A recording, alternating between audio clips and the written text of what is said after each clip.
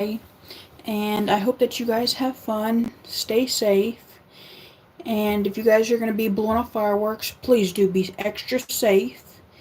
And yes, I'll be blowing off fireworks later tonight when the sun is completely down. And I'm gonna get some videos and I'm gonna make sure that I'm live so that you guys can see me blow off fireworks too.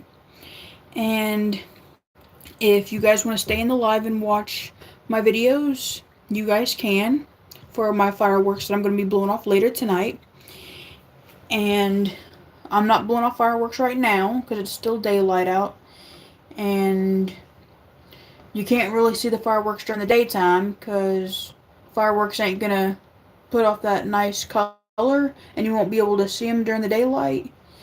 Um, but if you guys want to watch me blow off fireworks, if you guys ain't got no fireworks to blow off, you guys, it's alright. You guys can just watch me blow off fireworks. But this is going to be one separate video, and I'm going to make a separate one later tonight too with me blowing off fireworks. And yes, I already know the drill. I'm going to be extra careful.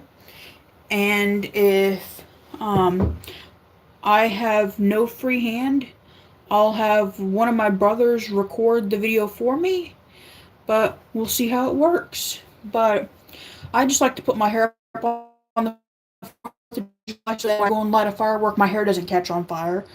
It never hurts to be extra safe. Um, but just really good tip. Just stay extra careful on the 4th of July because we don't want no one getting hurt. We don't want nothing else catching on fire but the fireworks. And good tip for the fireworks. When you go and light the firework, make sure that it's facing up and not upside down. Because good safety reasons, and we just want people staying safe. And no one wants to get hurt on the 4th of July. Nobody wants to be burnt on the 4th of July. Because it's definitely not a good feeling to have on the 4th of July.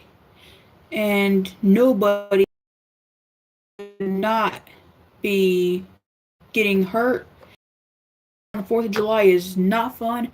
And you know, once you get hurt one time on the 4th of July, you remember that feeling forever. And sometimes people are like, oh, you know, you should really listen to what these people are telling you from life experience about fireworks and any other thing that has to involve with fire. But fire and fireworks go together, but fireworks, fire, and getting burnt is not a good feeling at all. It is very painful, and I can honestly feel in for that because I've been burnt by a Roman candle almost exactly 8 years today, and it was not a fun experience, but I can say that it was a good life lesson experience that I had to experience, but I didn't want to. I was holding a Roman candle. I was explaining this in my last video from yesterday. I was holding a Roman candle, and it shot out of the tube. My last one, I'm over here shaking it for my last one to come out. My last one came out, and it came back and shot me right in the hand. That one was very painful. It wasn't fun. And hopefully I won't have to experience that one later tonight anyways, because I got 2 big packs of Roman candles. So, hopefully, we don't have to deal with that again. So, at some point in time, we're gonna do the little smoke balls that you can actually use during the daytime, but I like to do them at nighttime because it puts off a color, but you can only see that color during the daytime because it's just one of them balls that you have to light the wick on the end. When you go and light it, you throw it out in the street, and it puts off like a smoke. You can see the smoke during the daytime, but if you see it at nighttime, it's going to be really hard to see the color. Ones that we used as kids were the little smoke balls. We got to use the little sparklers that you had to wave in a circle, but those ones were better to use at nighttime. The little smoke balls are good to use during the daytime. The little poppers that you gotta throw, those ones you can use during the daytime because it's better to see where it's going. Them little box ones, you gotta light it and it's like a fountain. Those ones are nice. them big giant rolls, you gotta roll half of it down and it starts popping all the way through. Those ones are nice. But like them little grenades that they have now, we didn't have that stuff when we were younger. The ice cream snow cone, they didn't have that stuff when we were younger. Most of the fireworks that they have now, we never had when we were younger.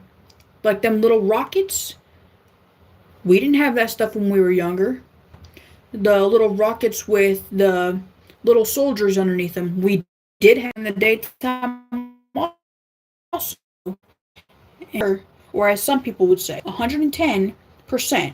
Make sure you have an adult with you at all times.